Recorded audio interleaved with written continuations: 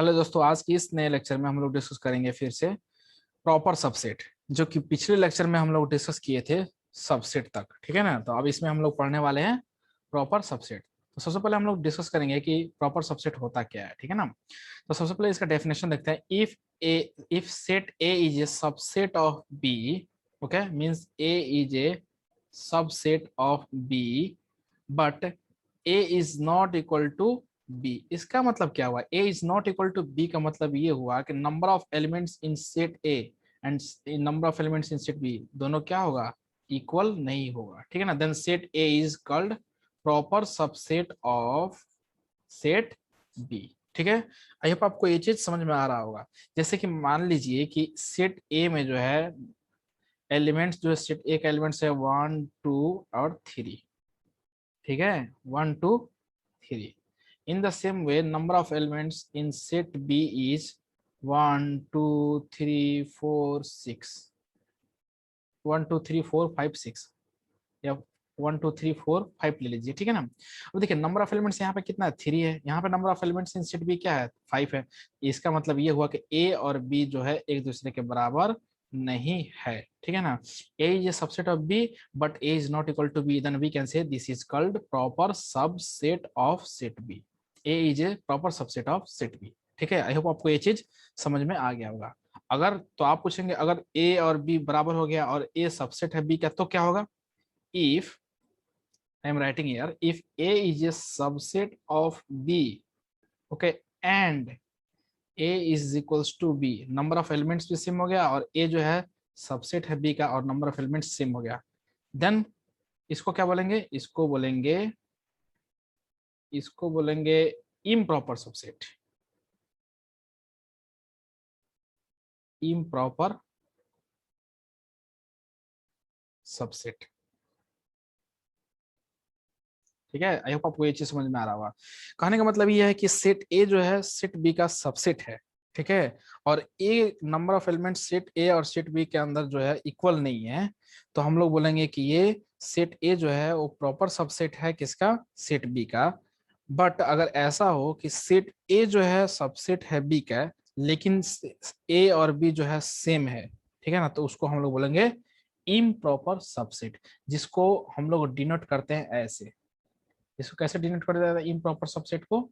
ऐसे डिनोट कर, A is a subset equal to B, इसको हम लोग बोलते हैं improper subset. Okay. I hope आपको ये चीज समझ में आ रहा होगा। यहाँ तक आपको चीज ध्यान रखना है। ठीक है। अब नेक्स्ट देखिए, नेक्स्ट सम इम्पोर्टेंट नोट्स आ रहे हैं यार। सो इसको हम लोग बारीकी से डिस्कस करने वाले हैं। देखिए फर्स्ट पॉइंट क्या है? फर्स्ट इंपॉर्टेंट नोट है, every set is a subset of itself. Every set is a subset of itself. Okay. ये इटसेल्फ यहाँ पे इंपॉर्टेंट है, itself. And improper subset also. Improper का मतलब यही हुआ कि A is a subset equal to B. ठीक है ना। आप देखिए every set is a subset of itself कैसे? सपोज ए सेट ए है, ठीक है ना, इसका एलिमेंट्स जो है 1 है 2 है और 3 है। तो क्या मैं इसको ऐसे बोल सकता हूँ ए इज ए सबसेट ऑफ ए? हाँ, बोल सकते हैं। क्यों? क्योंकि जो ए है और फिर से ए जो हमारा होगा वो क्या होगा? 1 2 3 होगा। ठीक है। तो हम लोग बोल देंगे कि every set is a subset of itself. ये खुद का क्या है? सबसेट है। ये जो सेट ए है खुद का क्या है? सबसेट है। ठीक है ना। And improper subset also. तो इम्प्रॉपर का मतलब क्या होता है? ए इज ए सबसेट और इक्वल टू बी। ये इम्प्रॉपर होता है। सॉरी, ये ए होगा नॉट बी, ये ए होगा। ठीक है ना। यहाँ पे क्या होगा? ए। तो ये भी चलेगा। ए क्यों चलेगा? क्योंकि A is a every set is a subset of itself. In the same way we are saying here this set A is a subset of A, but equal also we can say. Why we can say? Because number of elements in this set and this set same। भाई यहाँ पे जो 3 elements है, तो और set हम लोग बोल रहे हैं कि ये जो सेट है खुद का सबसेट भी है। ये तो बात सच है कि खुद का सबसेट होगा ये। ठीक है ना। और ये जो है इम्प्रॉपर कैसे होगा? क्योंकि इम्प्रॉपर का मतलब क्या होता है कि नंबर ऑफ एलिमेंट्स सेम होगा। तो ऑब्वियस है कि जो इस सबसेट है, तो इस फिर से इसका एक और सबसेट बनाइएगा। मतलब कहने का मतलब ये है कि मानिए ए है, इसके अंदर क्या है? 1 2 और 3 इसका एलिमेंट्स है। ठीक है ना। फिर से एक ए लिए, ये क्या? 1 2 और 3। ठीक है ना। अब देखिए ये दोनों क्या है, सबसेट है एक दूसरे का, और इक्वल भी तो है ना, नंबर ऑफ एलिमेंट्स भी तो सेम होगा। तो हम लोग बोल देंगे कि every set is a subset of itself and improper subset also. ठीक है, आई होप आपको ये चीज यहाँ तक समझ में आ गया होगा। सेकेंड पॉइंट, नल सेट और एम्प्टी सेट और यू कैन से void set is a subset of every set. ये कैसा, ये समझ में नहीं आया। नल सेट और एम्प्टी सेट और void set is a subset of every set. हाँ, नल सेट का मतलब क्या होता है, नथिंग। नल सेट का मतलब क्या होता है, फाइव। ओके, और you can write in this also, means nothing, कुछ नहीं होता है ये नल सेट और एम्प्टी सेट और void set, nothing. Nothing is a subset of every set. Yes, कोई सेट है, ठीक है, और बोल रहे हैं कि कोई कोई एक ऐसा सेट मान लीजिए सेट ए, ठीक है, यहाँ पे क्या है, ये void सेट है, मतलब कुछ नहीं है यहाँ पे, या फाइव है यहाँ पे, नथिंग। ओके, तो नल सेट और empty set is a subset of every set. एक सेट मान लीजिए यहाँ बी है, इसका एलिमेंट्स जो है ए है, बी है और सी है। तो क्या मैं ये बोल सकता हूँ कि जो set A is a subset of B? Yes, why? Because nothing is there ना, यहाँ कुछ है ही नहीं, तो ऑब्वियस है कि ये सबसेट होगा इसको, क्योंकि यहाँ भी फाइव हम लोग लिख सकते हैं। ठीक है ना, फाइव मतलब क्या आता है, नथिंग। यहाँ जीरो जैसा मान लीजिए, यहाँ जीरो एलिमेंट है, यहाँ पे जीरो एलिमेंट है, तो ये जीरो जो है यहाँ पे मैच कर रहा है कि नहीं सेट बी के अंदर? यस, मैच कर रहा है। तो हम लोग बोल देंगे कि ये जो है एम्प्टी और नल सेट और wide set is a subset of every set.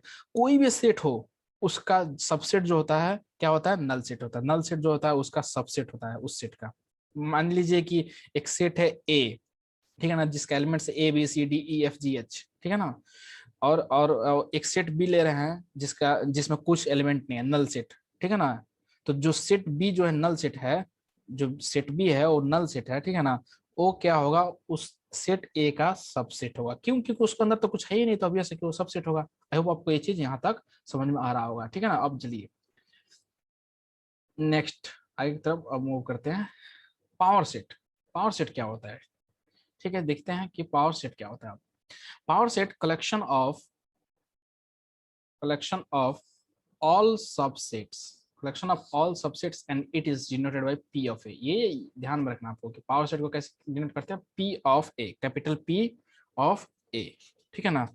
आपको यहाँ तक तो समझ में आ गया, कलेक्शन ऑफ ऑल सबसेट्स, ठीक है ना, and it is denoted by p of a। अब देखिए आपको एग्जांपल से समझाने की कोशिश करूंगा। सारे सबसेट्स का जो है ना ये कलेक्शन होता है पावर सेट, ठीक है, इसमें बहुत ही पावर होता है, ताकतवर होता है। It is denoted P of A, ठीक है ना, इसको पी ऑफ ए से पावर सेट ऑफ ए ऐसे डिनोट करते हैं। सपोज मान लीजिए कि एक let set A equals to 1 2 3 given है, ठीक है ना। तो सबसे पहले आप ये बताइए कि number of elements means cardinal number इसका क्या होगा, 3 हो जाएगा। Number of elements in set A equals to 3। Okay, now series I am going to find power set of this set A. तो पावर सेट क्या हो जाएगा इसका, इसका पावर सेट जो हो जाएगा क्या हो जाएगा आप बताइए। सबसे पहले हो जाएगा फाइव भी हो जाएगा, फाइव लिख सकते हैं हम लोग। क्यों फाइव लिख सकते हैं, फाइव का मतलब कुछ नहीं ना, जीरो हुआ तो जीरो भी तो एलिमेंट इसका अंदर लिख सकते हैं, मतलब नथिंग। तो पावर सेट ये हो जाएगा। उसके बाद सिंगल सिंगल एलिमेंट लेंगे, वन ले लेंगे, उसके बाद से ऐसे लिखेंगे इसको, ठीक है ना, वन, फिर उसके बाद से टू, फिर उसके बाद से थ्री, ठीक है ना, उसके बाद से फोर, सॉरी फोर तो है ही नहीं, उसके बाद से आपको लिखेंगे वन टू हो गया, थ्री हो गया, उसके बाद से लिखेंगे वन कमा टू, ठीक है, उसके बाद से लिखेंगे टू कमा थ्री, उसके बाद से लिखेंगे थ्री कमा वन। कैसे लिखते हैं आपको ये चीज मैं समझा रहा हूँ अभी, वन टू थ्री, ठीक है। अब देखिए इसको लिखने का तरीका क्या है, ये चीज आपको समझ में आ जाएगा आसानी से।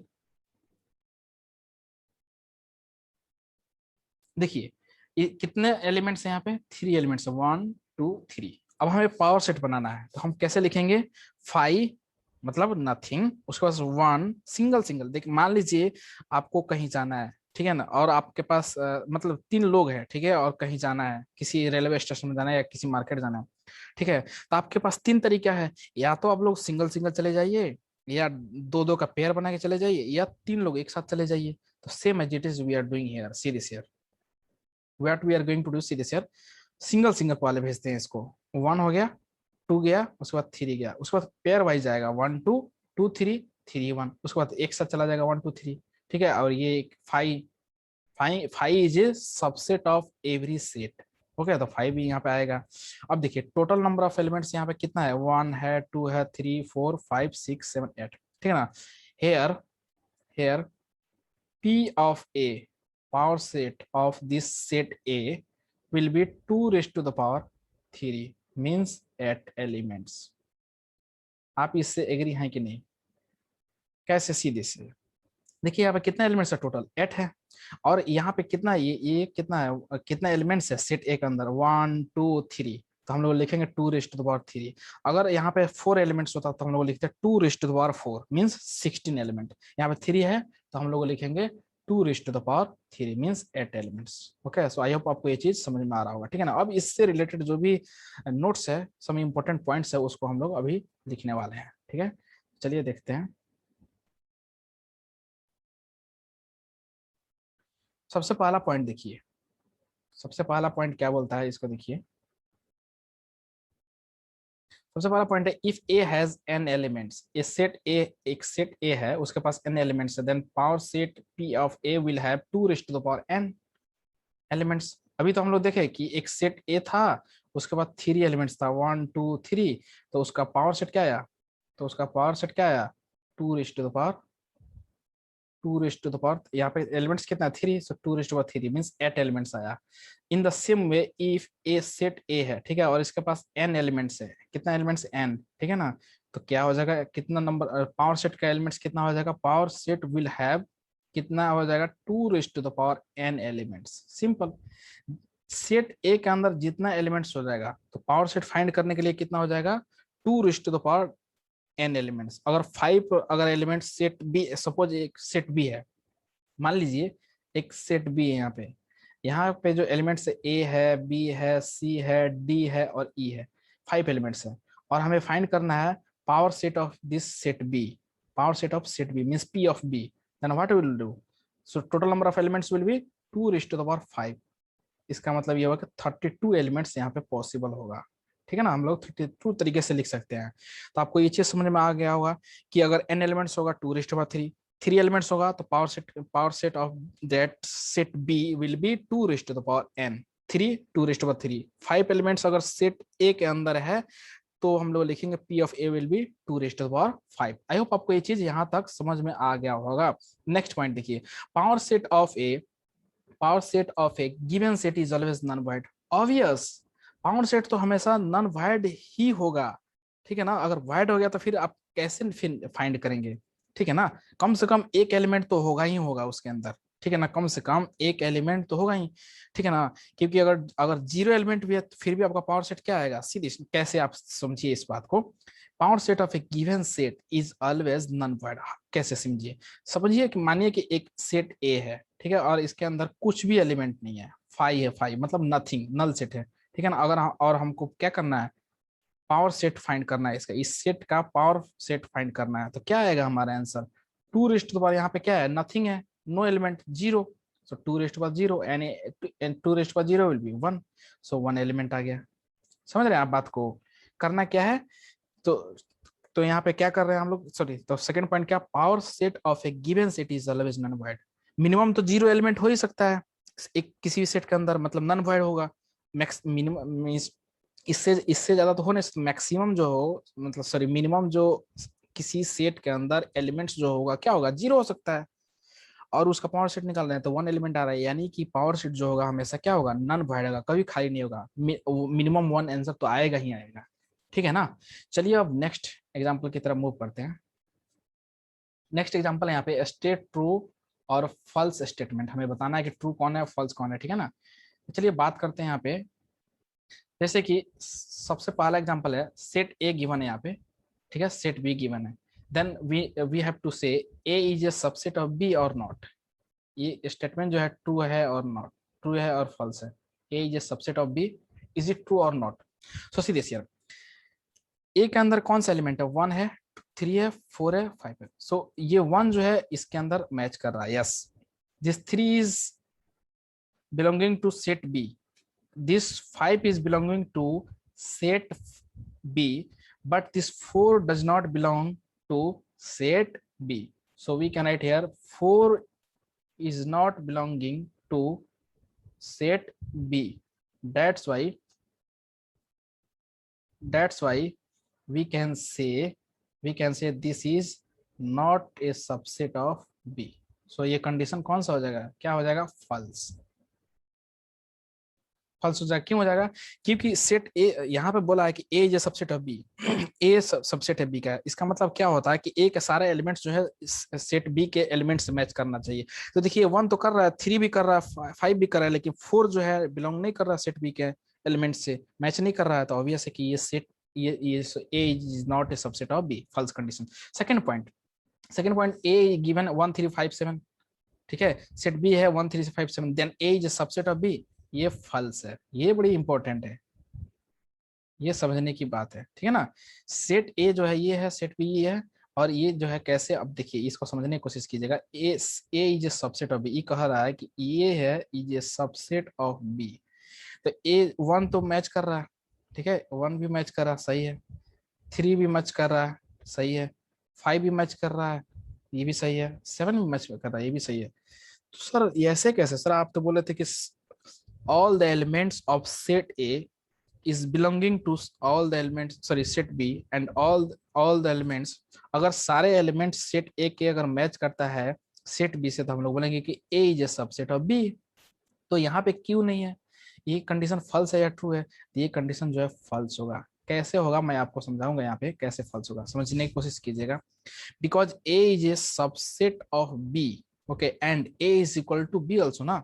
देखिए ये चीज तो सही है कि ए जो है सबसेट है बी का, ठीक है, and A is equals to B है, बी तो है, ये भी तो कंडीशन यहाँ पे सेटिस्फाई हो रहा है। कैसे हो रहा है, अब देखिए कैसे हो रहा है, क्योंकि एक जो number of elements in set A जो है 4 है, in the same way number of elements in set B is 4, so A और बी क्या है, सेम है, तो ये तो सबसेट है, ए बी का सबसेट है, ये तो सच है, ठीक है।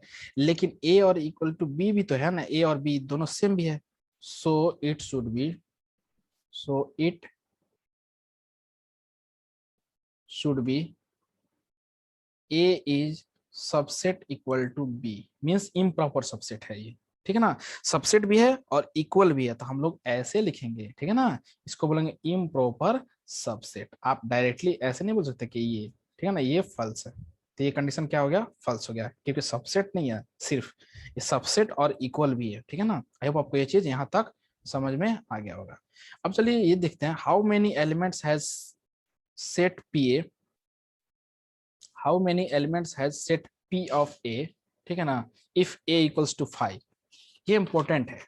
How many elements has set P of A if A is ए, ये तो अभी हम लोग अभी देखे हैं, जस्ट देखे हैं, मैं आपको समझाया हूँ, एक बार और समझा देता हूँ आपको।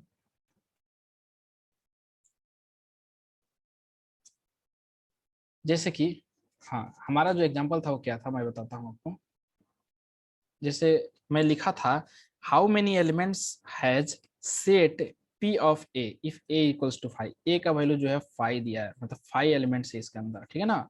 और हमें पी ऑफ ए फाइंड करना, मतलब power set of set A, power set of A, तो क्या हो जाएगा, हम लोग जानते हैं 2 raise to the power n formula होता है, तो 2 raise to the power n, n का वैल्यू क्या है यहाँ पे, 0 एलिमेंट्स है, मतलब नल सेट है, नथिंग, ठीक है ना। तो यहाँ पे लिखेंगे 0, 2 रेज़ टू द 0, तो क्या हो जाएगा, 1 एलिमेंट हो जाएगा, ये हमारा आंसर हो जाएगा, ठीक है। आई होप आपको ये चीज समझ में आ रहा होगा, ठीक है ना, क्योंकि ये चीज हम लोग ऑलरेडी फाइंड फाइंड कर चुके हैं, ठीक है ना।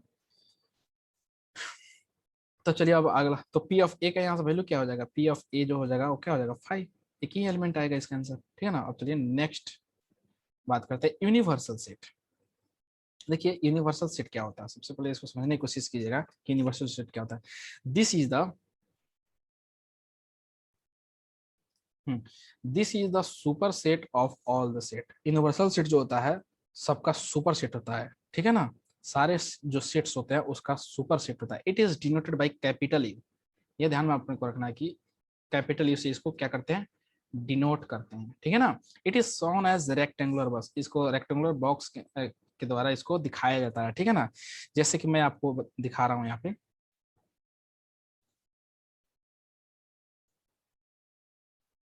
ये हो गया हमारा अ, ये जो है हमारा, मान लीजिए रेक्टेंगल बॉक्स है, ठीक है ना, ये क्या है, रेक्टेंगल बॉक्स हो गया, ठीक है ना। अब ये जो सारी चीजें है ना, ये सारा यहाँ से यहाँ तक,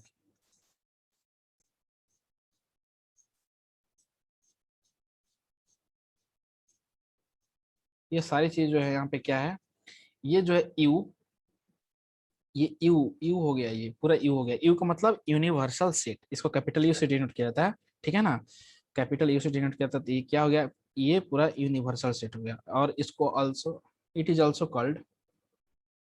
कॉल्ड वेन डायग्राम,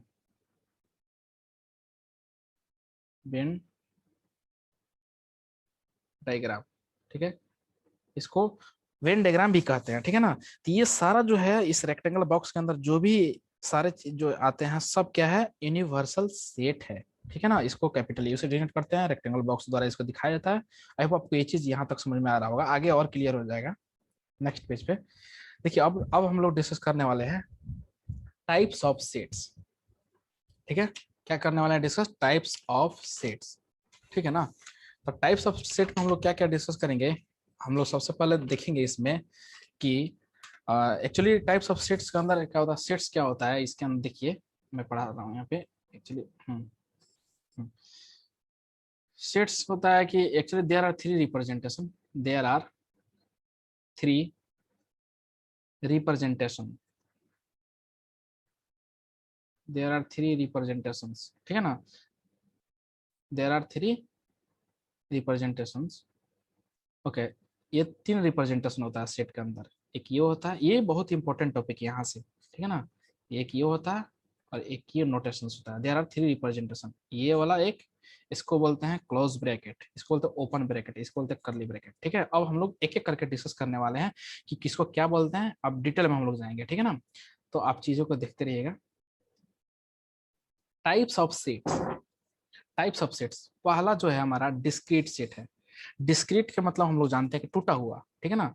इसको जो है हम लोग, इसको हम लोग डिनोट करते हैं ऐसे, ऐसे दिखाते हैं, ठीक है ना। ऑल द नंबर्स, देखिए इसका डेफिनेशन क्या है, all the numbers written within this set are only present. इस सेट के अंदर जो नंबर्स प्रेजेंट होगा, जो लिखा जाएगा वही प्रेजेंट होता है। No other number is covered by this, कोई अदर नंबर इसमें कवर नहीं होता। जैसे कि मैं आपको एग्जांपल से समझाने की कोशिश करूंगा, जैसे कि मैं एग्जाम्पल जैसे लिख रहा हूँ 1 2 और 5, ठीक है ना, 1 2 5। सो here actually three elements are there, three elements are there, that is that is that is 1 2 और 5। यहाँ पे कितने एलिमेंट्स है, थ्री एलिमेंट्स है। इसको बोलते हैं डिस्क्रीट सेट, मतलब कि 1 और 2 के बीच में कोई नंबर एलिमेंट, सॉरी कोई नंबर्स यहाँ पे प्रेजेंट नहीं होगा। सिर्फ 1 है, सिर्फ 2 है और सिर्फ 5 है। Individual all the numbers written within this set are only present, are only present, okay. No any other number is, no any other number is covered by this. जो हम लोग इसके अंदर सेट के अंदर लिखते हैं वही नंबर प्रेजेंट होता है, ठीक है। ये three elements are there, that is 1 2 and 5। I hope आपको ये चीज समझ में आ गया होगा, ठीक है ना। अब बात करेंगे कि कंटिन्यूअस सेट क्या होता है, वहां से आपको ये चीज क्लियर हो जाएगा कि कंटिन्यूअस सेट क्या बोलते हैं, ठीक है ना।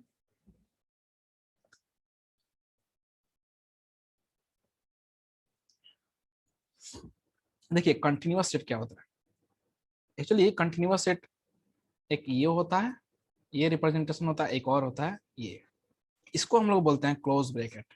क्या बोलते हैं, क्लोज ब्रैकेट। इसको बोलते हैं हम लोग ओपन ब्रैकेट,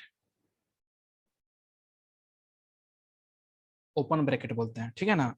और ये जो है कैसे डिनोट होता है, इसको डिनोट करते हैं, डिनोटेड एज सॉलिड सर्कल। इसको कैसे डिनोट करते हैं, denoted as, denoted as hollow circle, hollow circle, ठीक है ना। मतलब सॉलिड सर्कल का मतलब ये हुआ कि आप ऐसे डिनोट हम लोग करते हैं, ठीक है ना, ऐसे। और इसको कैसे डिनोट करते हैं, ओपन ब्रैकेट को ऐसे दिखाते हैं हम लोग, ठीक है ना।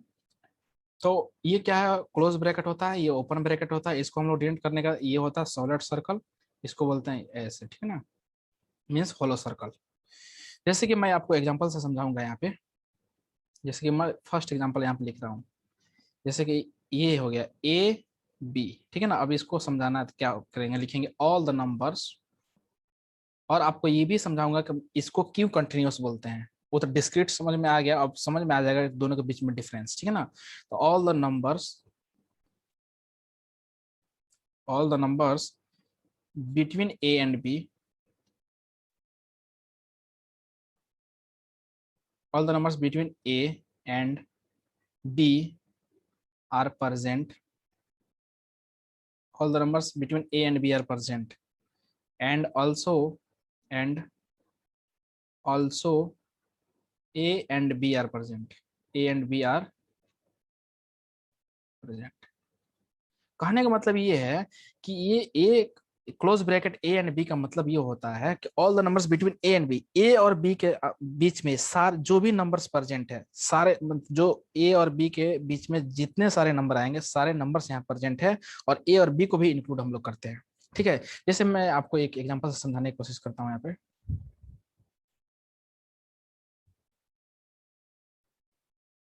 देखिए मैं यहाँ पे लिखता हूँ, जैसे कि यहाँ देखिए, जैसे कि यहाँ पे मैं लिख रहा हूँ 2 to 7। इसका मतलब क्या हुआ, all the numbers between 2 and 7, all the numbers between 2 and 7 are present, मतलब कि 3 भी प्रेजेंट है, 2 और 7 के बीच में, 2 and 7 के बीच में सारे नंबर्स यहाँ प्रेजेंट है, 3 4 5 6। And also A and B are means A and B are also present, this one corner point भी जो होगा ए भी प्रेजेंट है, अब बी भी इंक्लूड करेंगे। क्लोज ब्रैकेट का मतलब क्या हुआ कि मतलब वहां से लेकर 2 से लेकर 7 तक सारे नंबर्स हम लोग लिख देंगे, सिंपल से बात है, ठीक है। मतलब 2 को भी इंक्लूड करेंगे और 7 को भी इंक्लूड करेंगे, 2 and 7 को दोनों को इंक्लूड कर लेंगे, ठीक है। अब देखिए यहाँ पे 2, यहाँ पे 7। आई होप आपको ये चीज समझ में आ गया होगा कि हम क्या कर रहे हैं यहाँ पे। कर ये रहे हैं कि क्लोज ब्रैकेट अगर होगा, जहां जहां क्लोज होगा उसको इंक्लूड करते हैं। जैसे कि यहाँ से आप समझ में आ जाएगा, जैसे कि मैं लिख रहा हूँ एक ऐसे 2 ओपन ब्रैकेट, ठीक है ना। ओपन का मतलब आप समझ में आ जाएगा। ओपन ब्रैकेट का मतलब ये होता है, जैसे यहाँ पे लिख भी दे रहा हूँ, ओपन ब्रैकेट, ठीक है ना। ऑल द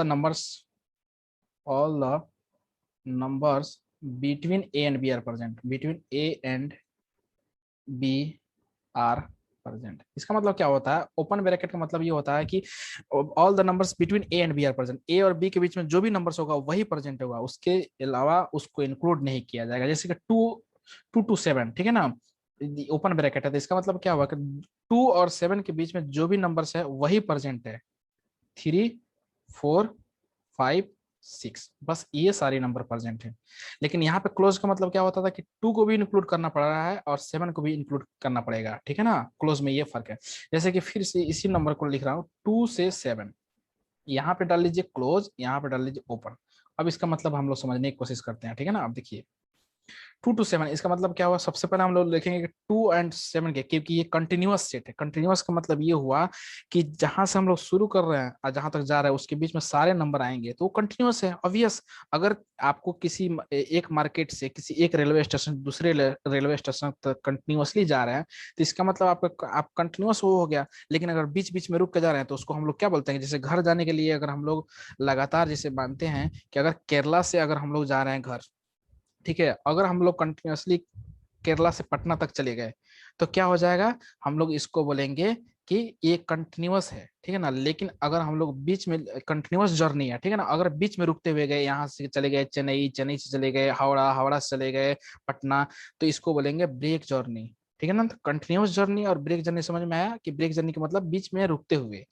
सो वहां पे जो है, और ब्रेक जर्नी वही तो डिस्क्रीट था। डिस्क्रीट का मतलब होता है कि बीच बीच में कोई उसमें जैसे कि टूटा हुआ, मतलब 1 है 3 और 5 वही एलिमेंट्स है, उसके सिवा कोई एलिमेंट नहीं है। कंटिन्यूअस में क्या है, उसके बीच में सारे एलिमेंट्स आ जाएंगे। तो देखिए 2 and 7, तो क्या देखेंगे, 3 is present, 4 is present, 5 is present, 6 is present. अब बात करना है कि 7 प्रेजेंट है या 2 प्रेजेंट है, कौन प्रेजेंट है कौन नहीं प्रेजेंट है। देखिए 7 पे क्या है, ओपन है, तो ये तो प्रेजेंट होगा नहीं, 7 तो हो नहीं सकता यहाँ पे, ठीक है। बात करते हैं 2 का, 2 प्रेजेंट होगा कि नहीं, यस होगा। 2 को क्यों इंक्लूड करेंगे, क्योंकि क्लोज ब्रैकेट है। तो आपको सिंपल सा भाषा में आपको मैं समझाऊं तो यही बोलूंगा कि जहां क्लोज ब्रैकेट लगा है उसको इंक्लूड करना है, जहां ओपन ब्रैकेट लगा है उसको इंक्लूड नहीं करना है। करली ब्रैकेट में जो नंबर्स उसके अंदर प्रेजेंट होते हैं उसी को लेते हैं, उसके बीच वाले नंबर्स को हम लोग नहीं लेते हैं, इसलिए उसको डिस्क्रीट बोला जाता है। कंटिन्यूअस इसको इसलिए बोला जाता है कि इसके बीच वाला नंबर, सारे नंबर्स को हम लोग इंक्लूड करते हैं, लेते हैं, ठीक है। और जहां क्लोज ब्रैकेट रहेगा वहां उसको नंबर को इंक्लूड कर लेंगे। जैसे कि यहाँ पे क्या हुआ, यहाँ पे क्या हुआ, यहाँ पे ओपन है 7 पे, यहाँ भी 7 पे ओपन है, तो हम लोग क्या किए, 2 और 7 को इंक्लूड नहीं किए हैं। यहाँ देखिए 2 पे क्लोज है तो इसको इंक्लूड कर रहे हैं यहाँ पे, यहाँ 7 इंक्लूड नहीं, यहाँ पे 7 क्लोज ब्रैकेट नहीं है तो इंक्लूड नहीं कर रहे हैं।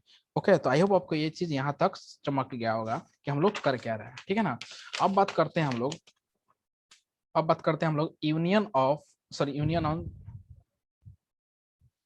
अब बात करते हैं ऑपरेशन ऑन सेट्स, ठीक है ना, ऑपरेशन ऑन सेट्स। सो सबसे पहला जो हम लोग पढ़ेंगे इसमें, फर्स्ट जो होगा हेडिंग हमारा यूनियन ऑफ टू सेट्स। तो यूनियन को हम लोग एक्चुअली कैपिटल यू से डिनोट करते हैं, कैपिटल यू से डिनोट करते हैं।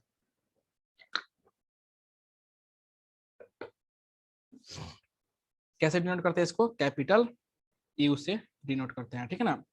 तो अब देखिए इसका मतलब, जैसे कि मैं एग्जांपल के तौर पे मैं ले रहा हूँ ए यूनियन बी, ठीक है। तो इसका मतलब क्या हुआ समझने की कोशिश कीजिएगा। It contains all the elements which are present either in A और बी और बोथ।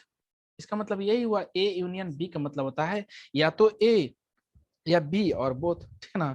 जैसे कि मैं आपको एग्जांपल से भी समझाऊंगा, ठीक है ना। जैसे कि मैं यहाँ पे एक एग्जांपल ले रहा हूँ, जैसे कि मैं अब पहले डायग्राम से समझा देता हूँ, ठीक है। देखिए यहाँ पे एक है सेट ए है, सेट ए, ठीक है। यहाँ पे सेट बी है, दिस इज सेट बी। और ये क्या है, यूनिवर्सल सेट है, ये हमारा यूनिवर्सल सेट हो गया, ठीक है ना, ये यूनिवर्सल सेट।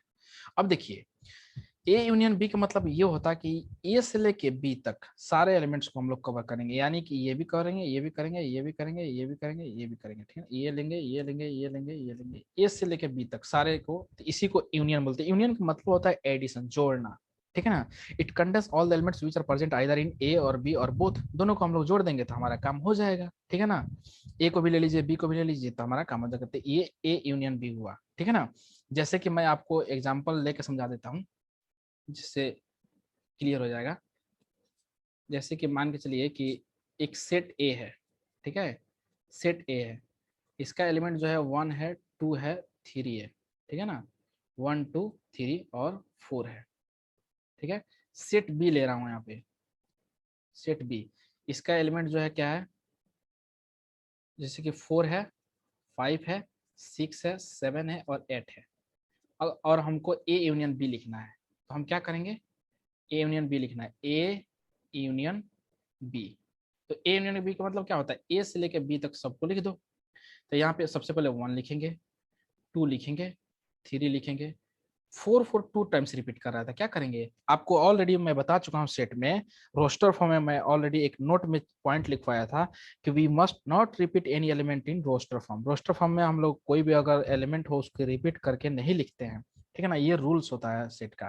तो अब देखिए यहाँ पे जो 4 4 है ना, ये कितना टाइम्स, 2 टाइम्स रिपीट कर रहा है, तो हम लोग एक ही टाइम लिखेंगे यहाँ पे 4, फिर उसके बाद 5 6 7 और 8। अब देखिए आप अगर इसको मन के आंखों से देखिएगा तो आपको चमक जाएगा ये चीजें कि सारी चीजें यहाँ पे है कि नहीं अवेलेबल, देख लीजिए 1 2 3 4, यहाँ से 4 5 6 7 सब लिख दिए, ए से लेके 8 तक, 1 से लेके 1 2 from 1 to 8 we have written all the things here, so it is called A union B, ठीक है। आई होप आपको ये चीज समझ में यहाँ तक आ गया होगा कि हम लोग क्या करना है, ठीक है ना। और इसी को, ये जो होता है ना, इसी को हम लोग बोलते हैं ए यूनियन बी, ए से लेकर बी तक इसको बोलते हैं ए यूनियन बी, ठीक है। तो आपको ये चीज समझ में आया कि सेट ए है, सेट बी है, तो सेट ए के सारे एलिमेंट्स लिखेंगे, सेट बी के सारे एलिमेंट्स लिख देंगे तो हमारा यूनियन मिल जाएगा। लेकिन जो अगर रिपीटेशन ऑफ द वर्ड होगा, जो रिपीट कर रहा होगा, उसको हम लोग, रिपीटेड वर्ड को हम लोग एक ही बार काउंट करते हैं, बस ये चीज ध्यान में रखना है। ये चीज हम ऑलरेडी डिस्कस कर चुके हैं, ठीक है ना। अब चलिए नेक्स्ट, नेक्स्ट जो हेडिंग है हमारा, intersection of two sets. Intersection को एक्चुअली उल्टा यू से डिनोट करते हैं, उसको क्या करते हैं, यू से डिनोट करते हैं, इसको उल्टा यू से डिनोट करते हैं, ये हमारा इंटरसेक्शन होता है, ठीक है ना। जैसे कि मैं आपको एग्जांपल एक लेके समझाता हूँ, ए इंटरसेक्शन बी, इसका मतलब क्या हुआ, पहले इसको समझेंगे कि इसका मतलब होता क्या है, ठीक है ना। अब देखिए, इस इंटरसेक्शन का मतलब होता है, अगर आपको सिंपल भाषा में बताया तो इसका मतलब होता है ये कॉमन, कॉमन पॉइंट, ठीक है ना, COMMON, कॉमन, ठीक है ना। जैसे कि इसका डेफिनेशन भी देख लेते हैं, it contains all the elements which are common between A and B. एक सेट ए है, एक सेट बी है, उसके बीच में जो भी कॉमन होगा वो हमारा क्या होगा, इंटरसेक्शन होगा। इंटरसेक्शन मतलब ही होता है कॉमन, और इस कैसे डिनोट करते हैं, उल्टा यू से, कैपिटल यू से, ठीक है ना। जैसे कि मैं आपको समझा देता हूँ डायग्राम से पहले, उसके बाद एक एग्जांपल लेंगे। जैसे कि सेट ए है, मान लीजिए यहाँ पे सेट ए है, ठीक है ना। In the same way this one is set B, okay, set B. अब देखिए, ये जो है सेट ए है, ये सेट बी है, ये हमारा सेट ए है, ये हमारा सेट ए है, और ये हमारा सेट बी है, ठीक है। अब आप बताइए यहाँ पे जो हमारा ये क्या होगा, सेट बी, सेट ए है, सेट बी है, तो इंटरसेक्शन पॉइंट क्या होगा, ये हमारा इंटरसेक्शन पॉइंट हो जाएगा, ये हमारा इंटरसेक्शन पॉइंट। इंटरसेक्शन मतलब कॉमन, जो कि ए में भी है और बी में भी आ रहा है, ये हमारा इंटरसेक्शन पॉइंट, ये होता है ए इंटरसेक्शन बी, ठीक है। इंटरसेक्शन मतलब कॉमन। ये देखिए सेट ए है, ये सेट बी है, दोनों के बीच वाला पार्ट यही तो है, जहाँ के दोनों मिल रहा है, दोनों का कॉमन पॉइंट यही है, इसको कॉमन पॉइंट को हम लोग बोलते हैं intersection, A intersection B. Okay, I hope आपको ये चीज यहाँ तक तो समझ में आ गया होगा, ठीक है। अब बात करते हैं, जैसे कि मैं एक एग्जांपल लेता हूँ, सेट ए मान लीजिए है यहाँ पे 1 2 7 9 और 8, ठीक है ना, ये सेट ए है, ठीक है। सेट बी यहाँ पे है 1, सॉरी, यहाँ पे मान लीजिए 2 5 9 11 और 14, ठीक है ना। हमको फाइंड करना है ए इंटरसेक्शन बी। तो सिंपल सी बात है, हम लोग क्या करेंगे, हम लोग देखेंगे कि दोनों के बीच में कॉमन क्या है, तो जो हमारा कॉमन होगा वही हमारा इंटरसेक्शन हो जाएगा। देखिए 1 दोनों के बीच में, 2 यहाँ पे भी अवेलेबल है, यहाँ पे भी अवेलेबल है, 9 भी यहाँ पे भी है, यहाँ पे भी है, तो हम लोग लिख देंगे 2 9, ठीक है। तो ये हमारा आंसर हो जाएगा, ठीक है। आपको आई होप आपको ये चीज समझ में आ गया होगा कि सेट ए गिवन है, सेट बी गिवन है, और हमें इंटरसेक्शन फाइंड करना है, तो कॉमन पॉइंट हम लोग लेते हैं, वो हमारा इंटरसेक्शन होता है। यूनियन का मतलब एडिशन, मतलब शुरू से लेकर लास्ट तक सारे एलिमेंट्स को लिख देंगे तो हमारा यूनियन हो जाएगा, ठीक है। आई होप आपको ये चीज यहाँ तक तो समझ में आ गया होगा, ठीक है। अब चलिए नेक्स्ट बात करते हैं next heading, next heading is subtraction. Oh this is very new, subtraction. Subtraction first time सुन रहे हैं ना, सब्ट्रैक्शन ऑफ टू सेट्स। इसका मतलब जैसे कि मैं आपको एग्जांपल लेकर समझाता हूँ। सब्ट्रैक्शन तो हम लोग जानते हैं कि माइनस साइन द्वारा डिनोट करते हैं, जैसे कि इसको मैं एग्जांपल लेकर समझा रहा हूँ, ए माइनस बी, ठीक है ना। तो इसको कैसे, इसका मतलब क्या हुआ समझिए, यहाँ पे ए माइनस बी यहाँ पे लिखा है ऑलरेडी। इसका मतलब ये हुआ कि it contains all the elements of set A, okay, which are not present, this is very very important, not present in set B. Set A का, it contains all the elements of set A, set okay, which are not present in B. A जो B के अंदर जो भी, मतलब set, आपको simple सी बात, simple सी भाषा में आपको बताएं तो ये आप कर सकते हैं कि सेट ए के अंदर बी का जो भी पार्ट है उसको रिमूव कर दीजिए, सिंपल सी बात है, ठीक है। जैसे कि मैं आपको लेके यहाँ पे एक एग्जांपल से समझा रहा हूँ, डायग्राम देखिएगा, इस चीज को समझिएगा। जैसे कि मान लीजिए सेट ए है, ठीक है, ये मान लीजिए सेट, यार ये सेट ए है, ये सेट बी है, ठीक है ना। अब देखिए, इस ए माइनस बी का मतलब क्या हुआ, ए माइनस बी का मतलब समझने की कोशिश कीजिएगा, A minus B A minus के बी का मतलब ये हो रहा है, it contains all the elements of set A, set A का सारा वैल्यू होगा which are not present in B, जो बी के अंदर प्रेजेंट नहीं होना चाहिए। सेट ए का सारा एलिमेंट्स लेंगे, लेकिन वो पार्ट नहीं लेंगे जो बी के अंदर होगा, ठीक है ना। तो देखिए ना, यहाँ से यहाँ तक तो ये सारे पार्ट ए का है, ठीक है, ये तो ए का है यहाँ तक, लेकिन ये पार्ट हम लोग नहीं ले सकते। क्यों नहीं ले सकते, क्योंकि ये जो है बी के अंदर है। तो आपको सिंपल सा बात ये कहे कि ए माइनस बी है, ठीक है। ए यहाँ पे कौन है, ये है फर्स्ट वाला, क्या है फर्स्ट माइनस सेकेंड। तो फर्स्ट में से क्या करना है, जो सेकेंड वाला पार्ट है उसको हटा देना है। देखिए सेट ए है, सेट बी है, तो इसमें बी वाला पार्ट ये आ रहा है यहाँ पे, ये वाला पार्ट आ रहा है ना, तो इसको हटा दीजिए, इसको नहीं लिखना है, बस ये हमारा पार्ट, ये हमारा आंसर है ये। In the same way if I am writing as suppose B minus A, B minus A, तो अब कैसे लिखेंगे देखिए, जैसे कि ये सेट बी है, ये सेट सॉरी सेट ए है, सपोज ये सेट बी है, ठीक है ना, बी माइनस ए लिखना है। तो बी में से ए का सारा एलिमेंट हटा देंगे, तो ये देखिए ये क्या हो गया हमारा, यहाँ से लेके यहाँ तक ये जो पार्ट हम लोग लेंगे, ठीक है, बी में मतलब बी माइनस ए, ठीक है ना, तो बी को तो लेंगे, लेकिन उसमें जो ए प्रेजेंट है उसको रिमूव कर देना है। ए माइनस बी, ए के अंदर जो बी आ रहा है उसको हटा दीजिए, बी माइनस ए, बी के अंदर जो ए आ रहा है उसको हटा दीजिए। ठीक है, आई होप आपको ये चीज यहाँ तक समझ में आ गया होगा, ठीक है ना। अब देखिए, ठीक है, अब अगले एक नोट लिख लेते हैं। एक नोट यहाँ पे ये जान जाते हैं कि n of a union b, n of a union b equal to n of a plus n of b, okay, minus n of a intersection b। इसका मतलब क्या होता है समझिएगा आप, a यूनियन b हमको लेना है, ठीक है ना, तो a यूनियन b को लेने के मतलब क्या हुआ समझिए, a यूनियन b का मतलब हुआ a, ये सेट a है, ये सेट बी है, ठीक है ना। और यूनियन का मतलब क्या होता है, यहाँ से लेकर शुरू से लेकर लास्ट तक सब कुछ को ऐड कर देना, सब चीज लेंगे, ए से बी लेंगे, ठीक है ना। ये पार्ट भी चाहिए हमको, ठीक है, और ये पार्ट भी चाहिए हमको, सारे पार्ट चाहिए। तो हम लोग लिखेंगे set A means A union B equals to n of A, ठीक है, ए ले लिए पार्ट, बी भी लिखेंगे एन ऑफ बी। लेकिन आप यहाँ पे अगर गौर करेंगे तो ये जो चीज है ना, यहाँ पे 2 टाइम्स रिपीट हो रहा है, ए भी ए के अंदर भी आ रहा है ये, और बी के अंदर भी आ रहा है, ठीक है ना, 2 टाइम्स रिपीट कर रहा है। मतलब कि कॉमन पार्ट जो है एक एन ऑफ ए, ठीक है, एन ऑफ बी, तो इसमें भी आ रहा है एक बार एन ऑफ ए में भी आ रहा है। तो एक बार क्या होगा, मतलब 2 टाइम्स यहाँ पे हम लोग काउंट करना है, तो एक टाइम हम लोग घटा दीजिए, क्योंकि हम लोग को तो शुरू से लेके ए से लेके बी तक चाहिए। एन ऑफ ए ले रहे हैं तो वो पार्ट आ रहा है बीच वाला पार्ट, एन ऑफ बी ले रहे हैं फिर भी वो पार्ट आ रहा है, तो यानी 2 टाइम्स हम लोग काउंट कर रहे हैं। तो अब हमें क्या करना है, एक 1 टाइम इसको क्या करना है, सब्ट्रैक्ट कर देना है, n of A intersection B. और ये क्या होता है, यही तो कॉमन होता है, यही तो कॉमन होता है, ए इंटरसेक्शन बी, ये कॉमन एरिया है ना, 2 टाइम्स हम लोग काउंट कर रहे हैं इसमें, n of A plus n of B, इसमें 2 टाइम्स काउंट हो चुका। तब हमें क्या करना है, बैलेंस करना है, क्योंकि इसको तो एक ही टाइम गिनना है ना यहाँ पे, तो एक बार घटा दिए। ठीक है, तो आई होप आपको ये चीज यहाँ तक समझ में आ गया होगा, ठीक है।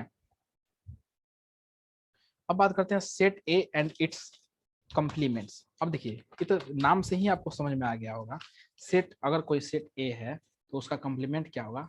यहाँ देखिए, सेट ए है, ठीक है, उसका कॉम्प्लीमेंट क्या होगा,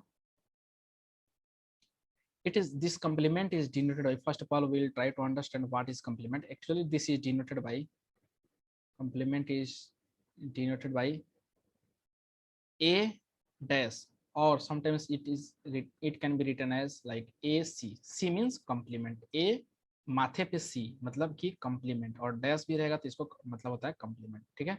आई होप आपको ये चीज समझ में आ गया होगा कि कंप्लीमेंट को कैसे जनरेट करते हैं, और इसका मतलब होता क्या है कंप्लीमेंट का, कंप्लीमेंट का मतलब यही होता है, not the element of set A, not the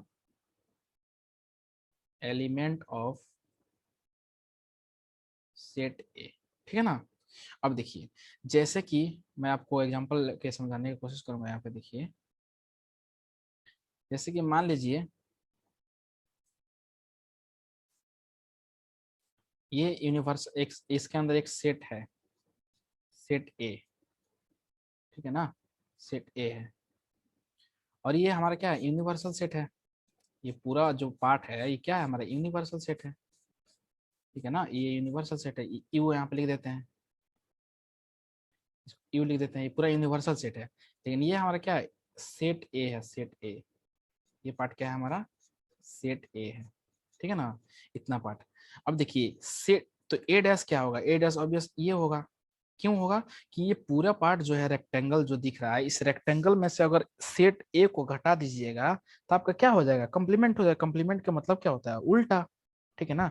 तो हम लोग क्या ऐसे लिख सकते हैं, ये रेक्टेंगल टोटल है, और हमें फाइंड करना है ए कंप्लीमेंट, तो हम लोग ऐसे लिख सकते हैं ए डैश और A C means complement of this set A equals to, हम लोग लिख सकते हैं यू माइनस ए, मतलब कि यूनिवर्सल माइनस दिस, अगर पूरे यूनिवर्सल सेट में से, पूरे रेक्टेंगल में से अगर इस सेट ए को घटा दीजिएगा तो आपका क्या हो जाएगा, कंप्लीमेंट मिल जाएगा। ये हमारा एक फॉर्मूला हो गया, ठीक है। आपको ये चीज ध्यान में रखना है कि कंप्लीमेंट, अगर कोई सेट बी है कोई सेट सी है, ठीक है, और हमको कंप्लीमेंट निकालना है तो टोटल में से अगर उसको घटा देंगे तो हमारा कंप्लीमेंट आ जाएगा, ठीक है ना। आई होप आपको ये चीज यहाँ तक समझ में आ रहा होगा, ठीक है ना। जैसे कि मैं आपको एक एग्जांपल से समझा देता हूँ यहाँ पे। मान के चलिए कि एक सेट ए है यहाँ पे, ठीक है, 1 2 3 4 ये एलिमेंट्स गिवन है उसका, ठीक है। सेट ए अगर यहाँ पे है, सॉरी ये सेट ए नहीं है, सेट ये क्या नाम है उसका, ये सेट ए नहीं है, ये है आपको यू, यूनिवर्सल सेट। ये जो गिवन है, मान के चलिए कि ले लेते हैं हम लोग 1 और 2, ठीक है ना, और हमें फाइंड करना है ए डैश, और you can say A C means complement of this A set A. हम लोग क्या करेंगे, यू माइनस ए फॉर्मूला होता है, टोटल में से अगर ए सेट को घटा दीजिएगा तो कंप्लीमेंट आ जाएगा हमारा। तो देखिए यहाँ पे 1 2 3 4 है, यहाँ पे 1 2 है, तो 1 2 3 4 में से अगर 1 2 ये वाला घटा दीजिएगा पार्ट, तो क्या बचेगा, 3 4 बचेगा, तो 3 4 ये हमारा आंसर आ गया। ओके, आई होप आपको ये चीज यहाँ तक तो समझ में आ रहा होगा कि कंप्लीमेंट का मतलब क्या था। टोटल में से अगर सेट ए जो है उसको घटा देंगे तो ए डैश मिल जाएगा।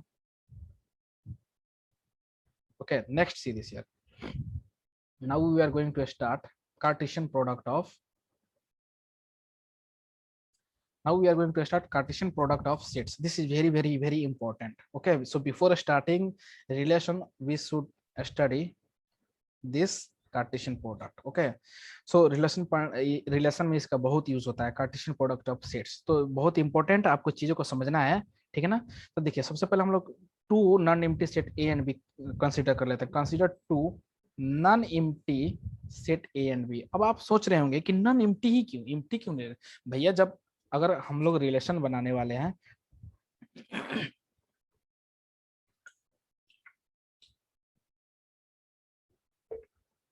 कोई भी चीज, कोई भी रिलेशन बनाने के लिए हम लोग को पता है कि दो इंसान का जरूरी है, दो इंसान का होना जरूरी है। अगर दो इंसान नहीं है तो रिलेशन फिर बनेगा कैसे। इन द सेम वे, अगर दो सेट, कम से कम दो सेट अगर खाली, मतलब अगर खाली सेट होगा, जैसे सेट ए है और सेट बी है, उसका एलिमेंट्स ही गायब है, एलिमेंट्स नहीं, not available, then what will do.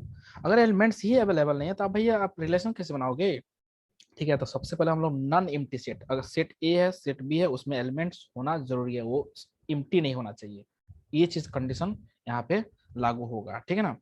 अब बात करते हैं डेफिनेशन का। The Cartesian product of set A and B that is A cross B, actually ये क्रॉस है, ए क्रॉस बी, इसको ऐसे लिखेंगे ए क्रॉस बी, ठीक है, is the set of an ordered pair of elements from A to B. आपको समझाएंगे कि ए क्रॉस बी कैसे लिखते हैं, ठीक है ना।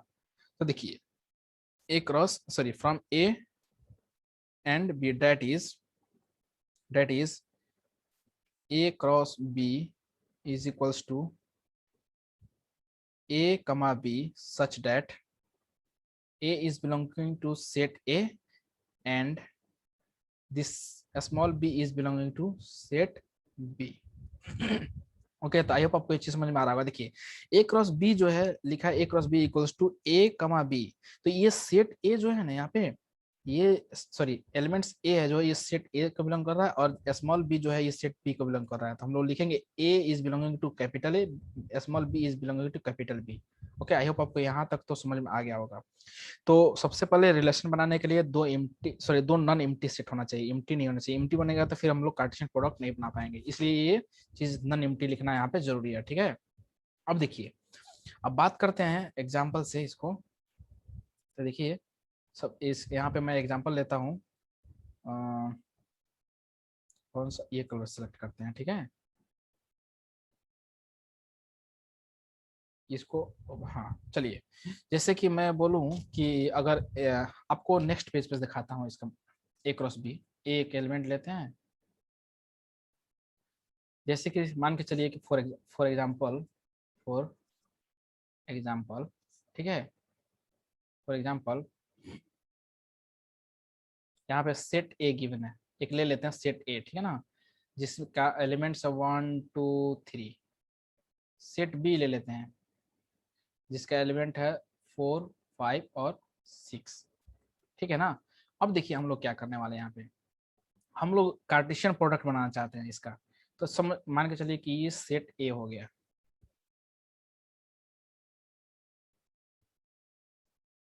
सेट ए, ये सेट बी। अच्छा से नहीं बन पा रहा है डायग्राम।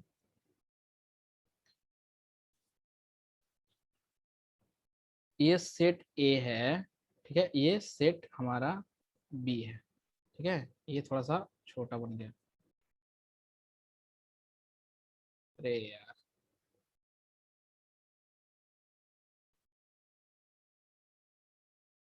ठीक है, ये सेट ए है, ये सेट बी है, ठीक है ना।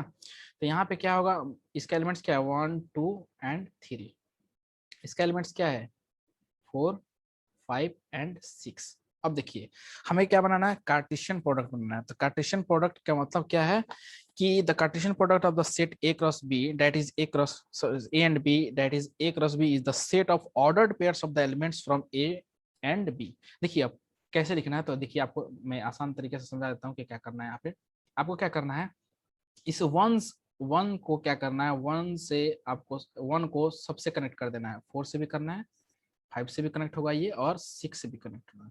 आप सिंपल भाषा में बोल सकते हैं कि each and every element of set A is making an ordered pair with each and every element of set B. मतलब सेट ए के ईच एंड एवरी एलिमेंट जो हो क्या होना चाहिए, ऑर्डर्ड पेयर बनाना चाहिए सेट बी के ईच एंड एवरी एलिमेंट से, ठीक है ना। फिर से ये देखिए 2 जो होगा इससे बनाएगा, 4 से 2 5 से भी बनाएगा, 2 6 से भी बनाएगा, 3 जो है 4 से भी बनाएगा, 3 जो है 5 से भी बनाएगा, और 3 6 से भी बनाएगा, ठीक है। इसको बोलते हैं Cartesian product A cross B, okay. और मैं अगर लिखना चाहूँ यहाँ पे ए क्रॉस बी, तो देखिए क्या लिखूंगा, A cross B is equal to, सबसे पहले लिखूंगा 1 किससे किस रिलेशन बना रहा है 1 4, ये ऑर्डर पेयर हो गया, 1 5 ये एक ऑर्डर पेयर हो गया, 1 6 1 का काम खत्म। अब हम लोग शुरू करने वाले हैं 2 2 रिलेशन बनाएगा किससे 4 से, 2 कमा 4 इन द सेम में 2 5 2 5 से बनाएगा, फिर 2 6 से बनाएगा, ठीक है। अब 2 का काम खत्म, अब बनाएगा 3 मीन्स 3 4 से बनाएगा, 3 5 से बनाएगा, और 3 6 से भी बनाएगा, ठीक है, ठीक है। अब देखिए यहाँ पे तो क्या जो एक एक एलिमेंट जो है सारे एलिमेंट सेट बी के सारे एलिमेंट से अपना रिलेशन बना रहा है, ऑर्डर पेयर बना रहा है। तो क्या मैं एक पॉइंट यहाँ पे लिख सकता हूँ, क्या मैं एक पॉइंट यहाँ पे डाल सकता हूँ नोट में, नोट NOTE, ठीक है। देखिए मैं नोट में क्या पॉइंट लिखता हूँ, बहुत ही इंपॉर्टेंट है, आप इसको ध्यान में रखिएगा, ठीक है।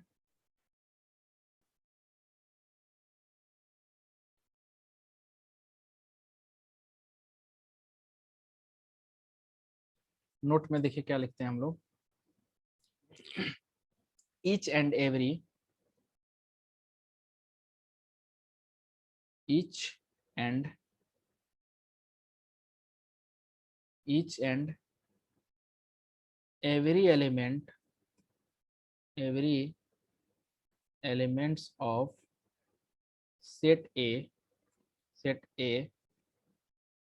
is making an ordered pair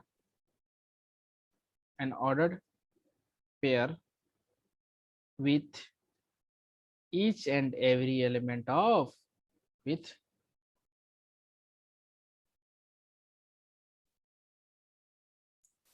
हाँ each and every element of set A, each and every element of set A is making an ordered pair with each and every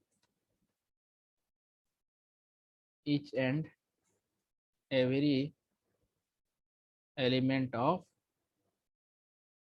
elements of set B. बहुत ही important note है, आप इसको ध्यान में रखिएगा, ठीक है ना। आपको यहाँ से सब चीजें समझ में आ जाएगी। Each and every elements of set A is making an ordered pair with each and लेकिन order pair with each and every element of set B. Set A के ईच एंड एवरी एलिमेंट जो है क्या करेगा, order pair बनाएगा set A B के each and every element से। ठीक है, तो आपको ये चीज ध्यान में रखना है।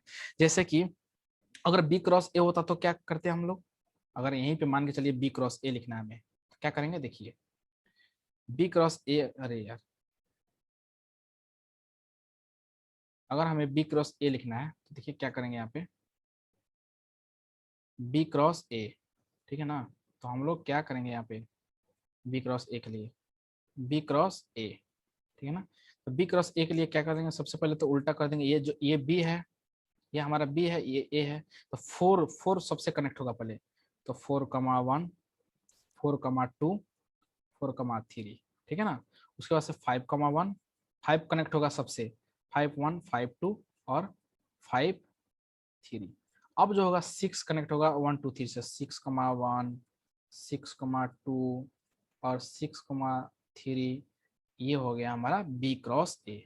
मतलब सबसे पहले क्या है, बी है, उसके बाद से क्या आ रहा है, ए आ रहा है, बी क्रॉस ए। तो बी के सारे एलिमेंट्स को, फर्स्ट एलिमेंट को उठाइए और ए के सारे एलिमेंट से कनेक्ट कर दीजिए, सेकंड एलिमेंट को बी के सेकंड एलिमेंट को उठाइए, सारे एलिमेंट से इसके कनेक्ट कर दीजिए। ऐसे लिखते हैं बी क्रॉस ए, ये होता है क्रॉस प्रोडक्ट। और इसको अगर दिखाना हो तो क्या करेंगे, इसको अगर दिखाना हो आपको,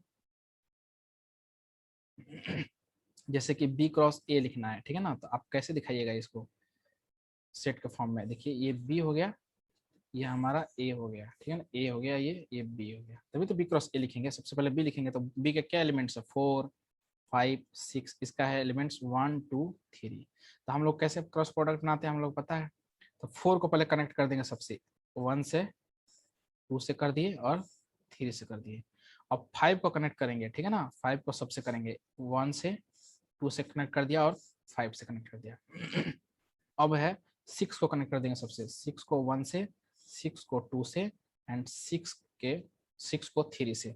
कहने का मतलब है कि सेट बी के सारे एलिमेंट से सेट ए के सारे एलिमेंट से कनेक्ट हो रहा है ना, इसको बोलते हैं बी क्रॉस ए, और ये होता है कार्टेशियन प्रोडक्ट, ठीक है ना। तो आई होप आपको ये चीज यहाँ पे समझ में आ गया होगा। ठीक है, तो यहाँ पे हम लोग कुछ नोट पॉइंट लिख सकते हैं, first element of each order pair belongs to first set and second element of each order pair belongs to second. देखिए ना, आपको यहाँ पे चीज समझ में यहीं से आ जाएगा ना, लिखने की जरूरत नहीं है। ये जो 1 है, यहाँ पे जो 1 लिख रहे हैं, ये 1, 1, 1 first element of the order pair, 2, 2, 2, 3, 3, 3, ये first element of the order pair लिख रहे हैं, वो क्या है, ये सब मींस सेट ए का बिलोंग कर रहा है। सेकंड एलिमेंट देखिएगा, सेकंड एलिमेंट मैं यहाँ पे टिक मार्क कर रहा हूँ, देखिएगा सेकंड एलिमेंट ये है, second element of the order pair, second element of the order pair, second element of the order pair, second element of the order pair, second element of the order, second element of the order pair, second element of the order pair, this all are belonging to set B. तो ये बहुत ही आसान है कि first element of each order pair belongs to first set and second elements of each order pair belongs to second set. Okay, and one more important point which is very very important, we can write in note, in general, in general, a cross b is not equal to b cross a cross B और B cross A कभी same नहीं हो सकता है, ठीक है। आपको ये चीज ध्यान रखना, अगर A cross, suppose A cross B is equal to B cross A है, इसका मतलब ये है, इसका मतलब ये है कि ए और बी क्या है, सेम है, तभी ऐसा है, ठीक है ना। अगर A cross B equal to B cross A है, इसका मतलब यह है कि ए बी सेम होगा, लेकिन जनरली जो है A cross B is not equal to B cross A, ये चीज आपको ध्यान में रखना है, ठीक है ना। तो आई होप आपको यहाँ तक तो समझ में आ गया होगा, ठीक है। अब हम लोग नेक्स्ट लेक्चर में हम लोग डिस्कस करेंगे, क्या डिस्कस करने वाले हैं नेक्स्ट लेक्चर में, रिलेशन स्टार्ट करेंगे, which is very very important topic for IIT JEE also. Okay, so up to this we are going to finish. Okay, so अगले लेक्चर में मिलते हैं, तब तक के लिए बाय, थैंक यू।